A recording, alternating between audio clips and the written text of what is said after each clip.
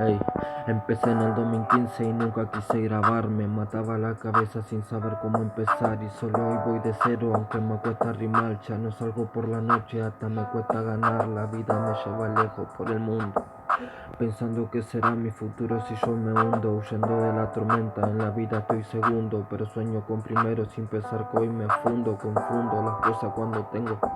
Sin pensar que pierdo puntos, sumo al azar volar. La vida se puso ruda cuando me puse a pensar si sigo gastando vida y solo pienso en fallar, arreglar los errores que perdí, queriendo sentirme sano y solo resopo, caminando por el mundo y sin ganas de seguir. Solitario es lo mío y siempre lo quise. No cambié de planes, solo el pensamiento.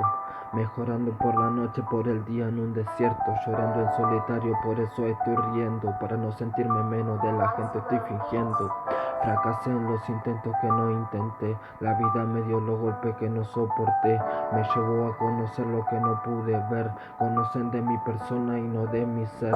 Extraño a mi panita que se encuentra preso, que por más que no lo vea por él siempre rezo. Estamos pensando grande, evito el tropiezo. Ahora sueño eso, con dejar de estar vacío por la madrugada, con hablar con mi familia lo que antes nada.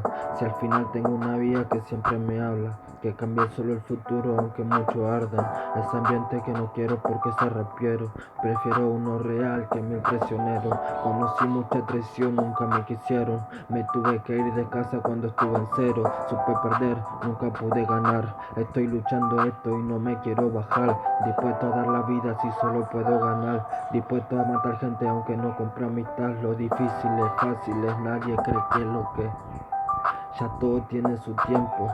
Si solo perdí, fracasé, lo intenté y fallé. Ya todo es un recuerdo. Lo difícil es fácil, ya todo tiene su tiempo.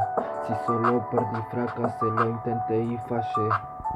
Ey, la vida tiene su tiempo, papá Dios sabe lo nuestro. Ya todo lo sabe él. En la boca de la gente solo salen puros cuentos, máscaras que duelen la sábana.